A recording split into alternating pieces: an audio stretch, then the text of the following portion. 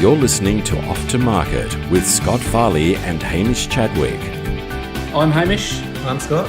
And today the theme of the podcast is the drawing board. So Scott, can you tell us a little bit about where you start in terms of product development? No problems at all. So last podcast is all about defining the project needs and doing some risk management, risk mitigation processes to try and make sure that it's actually worth doing the project. So we're at the point now where we know this is a really good product, there's a market need. Now we just have to satisfy the market need. So this is all about drawing out unique ideas from my mind and the market research and solving the problem. So how do I do that? Well, the first, this is sort of like, I guess, the design stage. So you have the research stage, design stage, and then there's sort of a line in the sand where you sort of freeze the design. So all the free thinking goes away and it's all about making something work. So then that becomes an engineering stage and then a commercialization stage. So we're right in the design stage now. So it's all about no wrong answers until you get to a point where there are no wrong answers, so you can be outside the box, but they have to be relevant answers. So that's where the definition of the project comes into it. So in your mind, you've mapped out what's needed, what the market needs. You're walking in the shoes of the market or the end user, and you are trying to design a solution for the problem. And that's all about lots of different ways of doing the same thing. So it's really free thought. You're putting down lots of ideas that are all valid and all solve the design criteria, but all approach the product solution in a different way. So there's plenty of different ways to put water in your head, cup, glass, all different ways of just drinking. So what we're trying to do in the project we're looking at is look at different ways of doing that. And some things will suit the project more than others, and some things will have, there's always a compromise of certain things. So we're trying to find the one with the least compromises. So the way I do that, I'm a very visual person. I've got a very good visual imagination. So I'll find a very quiet time of my life. Usually it's 2 a.m. when I should be sleeping. And We both work very hard. I don't know why these ideas can't come at 3:30 in the afternoon or something, but they always seem to come early in the morning. The really good ones come early in the morning. So it's when you're really quiet. Your brain is probably in a different phase. I'm not sure what it is, but it's probably in a phase that's very quiet. There's no distractions. No. This goes back to my point earlier in, I think, podcast number 2, which was you've got to let your subconscious do the work, and that's what's happening there, Scott. Yep. Is you focus all day during working hours. You're thinking, trying to beat your head against the wall sometimes, working out the solution, but then you go away, you look at something else, you watch a TV show, have some dinner, and then all of a sudden at 2 o'clock in the morning, the solution hits you in the head. So, well, hopefully not hits you in the head. And I guess my process is if you put the right questions in your head and go to sleep on it, or driving or whatever. Driving is another one.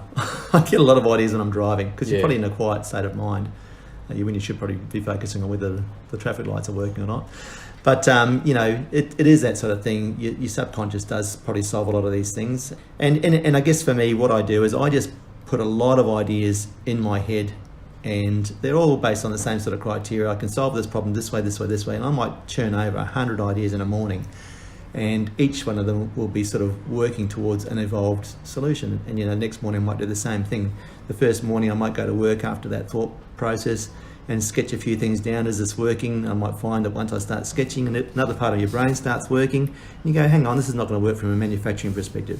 You go back to the drawing board, you think through another 100 ideas, and you evolve that idea until you come up with a concept. You might do that a number of times. You might end up with 3 concepts, and that's how you end up with 3 really unique ways of solving the same problem. And then all we do is we just draw them. We're quite good with our hands in drawing, so we draw that up as a nice visual sketch that sort of outlines what we're trying to aim to achieve, and that's our communication tool for the client. So that's how I do the initial concepts. I take that to the client. We get feedback. We might even take that to the market under non-disclosure and just sort of see if it's satisfying the need of the market. If it is, we can sort of develop it further, refine it back, and do a final concept which might take into consideration anything we've learned from the initial concept feedback, and also more of the manufacturing aspects of the product, a more detailed analysis of how it might be made. And sorry, just to butt in there, Scott. You said you would go to market. It sounds like you're doing some market research there. A little bit of feedback. I've certainly used that really usefully in some places where we've had not a standard but an authority we've run the product past, and it saved a lot of headaches because they redirected the product at a very early sketch stage. Yep. We thought we'd solved it and thought, this is the simplest way we can possibly do that. It solves every aspect. I was very proud of the concept. We put it in front of the market authority, or not the market authority, but the industry authority, and they said, we love this idea, it needs a locking mechanism. So we had to go back to the drawing board. Thank God we hadn't gone through the prototypes level. We knew this authority was going to be the defining voice. So it was really important to go and see them under non-disclosure, get their feedback. We changed the direction in the final concept. We didn't even take a step out of the process.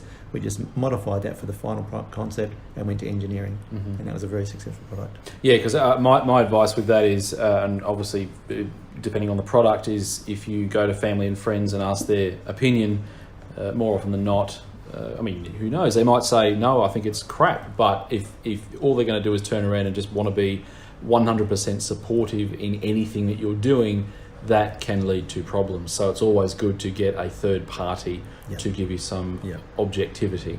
There's another aspect I hadn't really discussed there, but when you're doing these concepts, you've got to put a lot of hats on. So I have very few inventors actually. A lot of people got ideas, so they come to me with an idea and I invent it for them. I would say that in all the years I've been doing this, probably over 20, I've only really met about 10 inventors, and that's someone who's come to me with a solution. And it may just be a sketch, but it's a solution. It might be a prototype that solves a product on one level at least. So they've actually solved the problem with a working prototype, and that's, to me, I call it maybe a proof of principle jig or something or other. But that's what invention is, the solution, not the idea. I want to go to the moon, but I don't want to spend any money. That's an idea. You just need a solution for that. Yeah, invention's the solution, and I've got no problem with people coming to me with ideas, because that's what I'm pretty much a professional inventor, which is pretty unique. But I love that part of the process. It's really where I get into a zone and enjoy that part of it. But yeah, you really have to put a lot of caps on. There's no point in solving a problem from only one perspective, like a purely functional solution. Probably not going to be able to make it to market, because you've also got to look at ergonomics, safety, packaging, cost of manufacturability, refining all the parts out of it, making products as simple as possible, so that, like, if you go to market with a very clumsy, overly engineered product, and someone likes the idea, he's got means, they'll look at it and make it more simple, probably get around your patent by doing that, and come on to the market with a product that's half the price of yours and solves the same problem instantly. Overnight, you've just lost 80% of your market share and you go bust. It happens all the time. You really have to have a really well refined product to go to market with.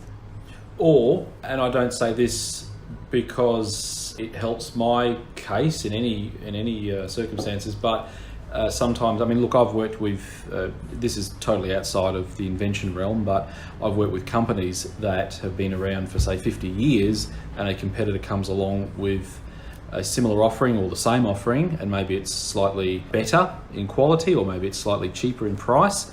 There's still opportunities there with messaging and marketing to combat that. 100%, yeah. And so there's two sides to that coin. I mean, you can, I mean, that's why I say, brand strategy is a real thing. I mean, a lot of it's when you say brand to people, it's a loaded word, but when you're looking at how you use that as a business tool to achieve outcomes, that's when things get serious, and you can look at how you build your message and how you get that message out to the market to achieve your goals, which is obviously to sell product or services, but it's still a real tool which has can have a tremendous impact on the financial viability of your company.